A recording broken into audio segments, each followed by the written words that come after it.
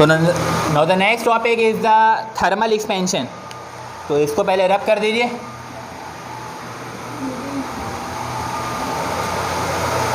ये हमारा क्या लिखा हुआ है बेटा? Thermal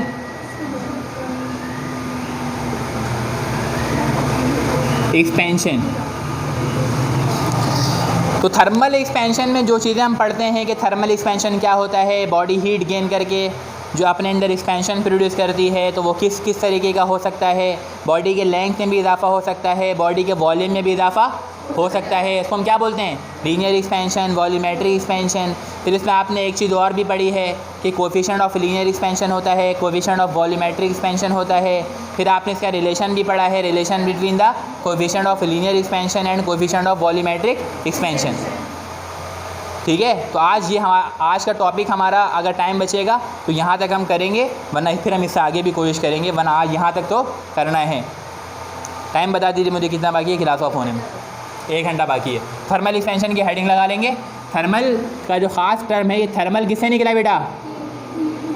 temperature. एक्सपेंशन के माने क्या होता है? फैलाव, यानी कि फैलना। जैसा आप लोग शादी में जाके करते हैं, हॉल में जाके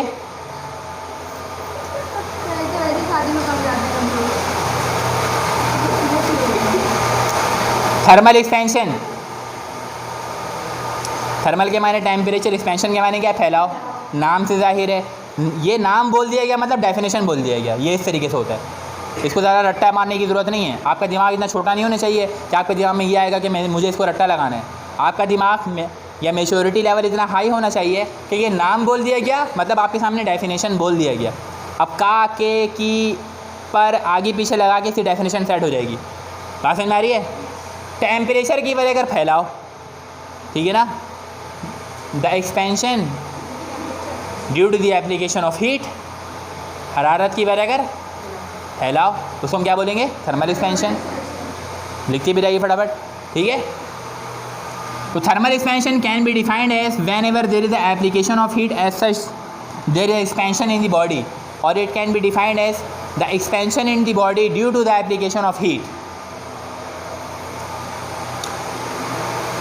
the expansion in the any body due to the application of heat is called thermal expansion.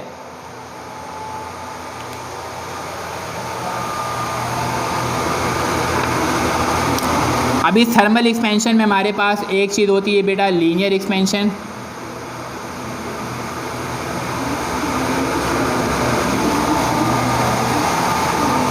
एक चीज़ हमारे पास क्या है? Linear expansion. एक चीज़ हमारे पास है volumetric expansion.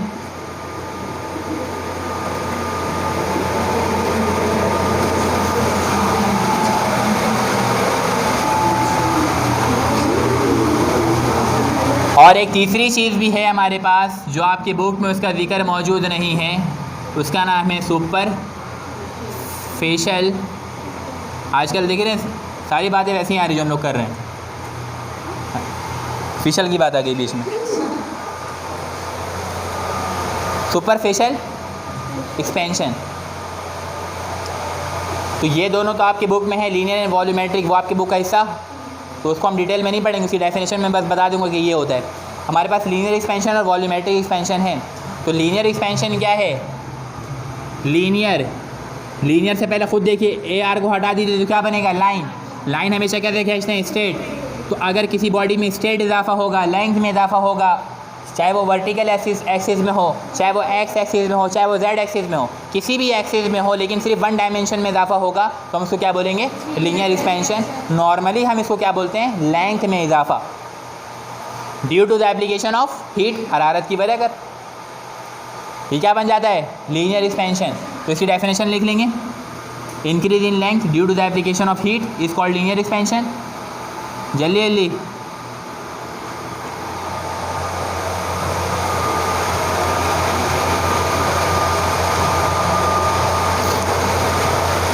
increase in length due to the application of heat is called linear expansion.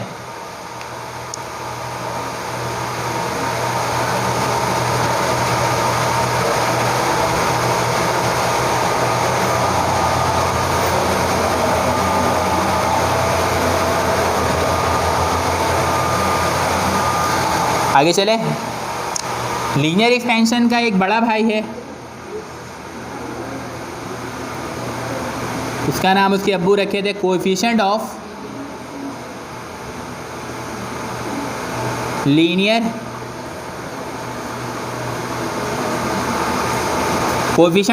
Expansion. क्या लिखा हुआ है?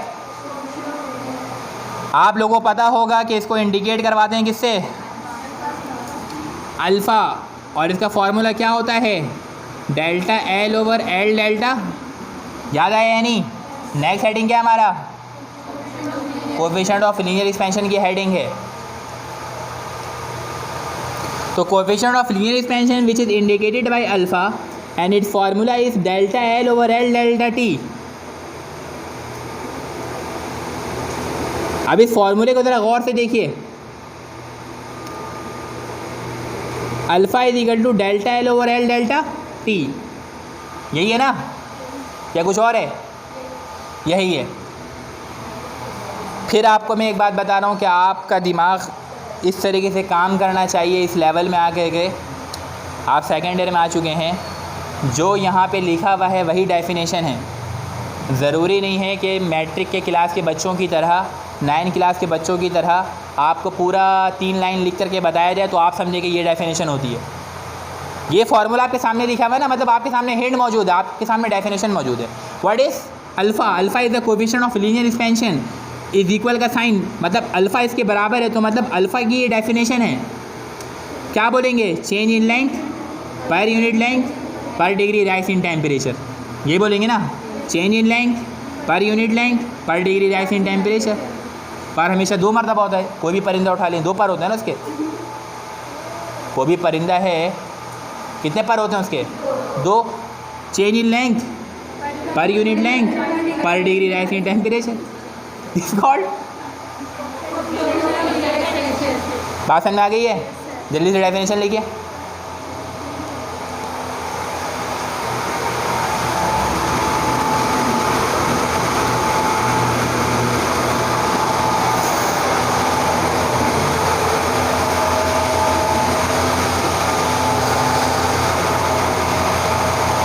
Change in length per unit length per degree rise in temperature, या चेंज इन टेम्परेचर ही बोल सकते हैं, ठीक है?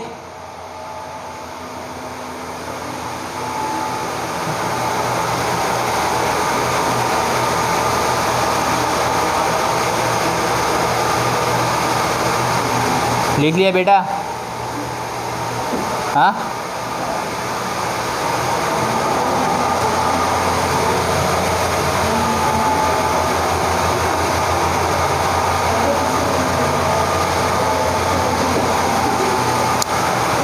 लिख लिया? Is called. आप 2 पॉइंट और लिख लीजिएगा कि इसको इंडिकेट किससे करवाते हैं? अल्फ़ा से। It is indicated by alpha. और इसकी यूनिट क्या होती है? केल्विन इनवर्स या डिग्री सेंटीग्रेड इनवर्स, यानी कि पर केल्विन या पर डिग्री सेंटीग्रेड। यूनिट क्या है इसकी? केल्विन इनवर्स, या क्या बोलते हैं हम? Degree centigrade. ये इसकी यूनिट है।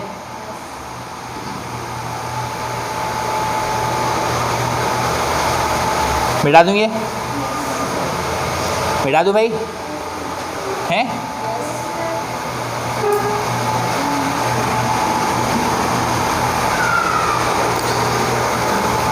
अब चेंज इन लेंथ जो होता है वो डायरेक्टली प्रोपोर्शनल होता है ओरिजिनल लेंथ के। जितनी ज़्यादा लेंथ होगी उतना ज़्यादा लेंथ में इजाफा होगा। एक छोटा सा रबर बैंड होता है, उसको आप खींचेंगे तो कम खिंचाएगा, है ना? एक बड़ा रबर बैंड होता है, उसको आप ज़्यादा खींचेंगे तो ज़्यादा खिंचाएगा, उसके अंदर ज़्यादा एक्सटेंशन होगी, ज़्यादा एक्सपेंशन होगा। तो जो चेंज इन लेंथ डिपेंड करता है वो ओरिजिनल मैग्नीट्यूड के ऊपर डिपेंड करता है। खाना ज़्यादा होगा तो ज़्यादा खाएंगे, कम खाना होगा तो ज़्यादा नहीं खा सकते। बात समझ में आ रही है? शादी में जाएंगे तो खाना खींच के खाएंगे एकदम। Change in length is directly proportional to the length. जितना ज़्यादा चेंज होगा तो पॉसिबिलिटी क्या है? उसका ओरिजिनल लेंथ भी उतना ज़्यादा होगा। इसको हम बोलेंगे भाई इक्वेशन नंबर 1। इसी तरीके से चेंज इन लेंथ जो होगा एंड चेन इन लेंथ जो होगा वो डायरेक्टली प्रोपोर्शन होगा राइज इन टेम्परेचर के, कि भाई जितना ज़्यादा आप टेम्परेचर देंगे उतना ज़्यादा हीट में और लेंथ में इजाफा होगा।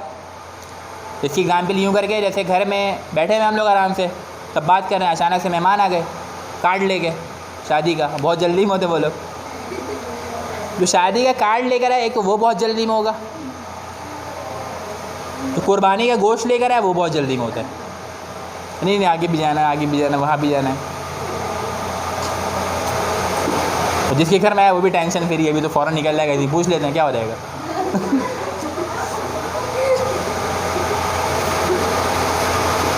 लेकिन अगर वो बोलते चलिए ठीक है पिला दीजिए, शायद पिला दीजिए, तो फिर क्या होता है, फटाफट जाते हैं, ठीक है ना।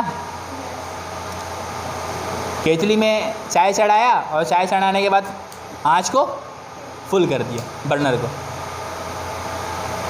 तो उस टाइम क्या है, ज़्यादा अमाउंट में क्या जा रहा है, टेम्परेचर हीट, तो वो ज़्यादा एक्सपेंशन प्रोड्यूस करता है जल्दी, और उसमें जो पानी के जो मॉलिक्यूल्स हैं, जो लिक्विड है वो वेपर की शक्ल जल्दी इख्तियार कर लेते हैं, पानी बॉयल हो जाता है।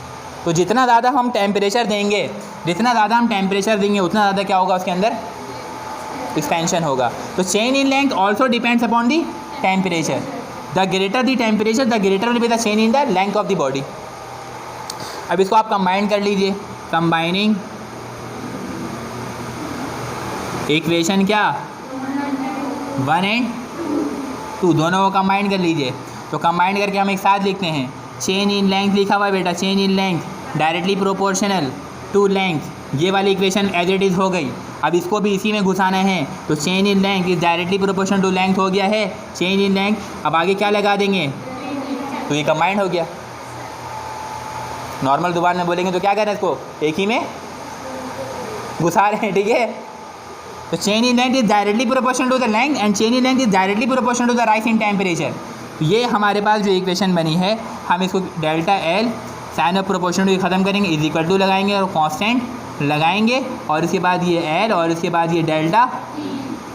तो ये change in length is equal to, यहाँ पे कांस्टेंट इस्तेमाल क्या होता है, ये अल्फ़ा है, और ये क्या है, प्रोपोर्शनलिटी का साइन है, साइन ऑफ प्रोपोर्शनलिटी।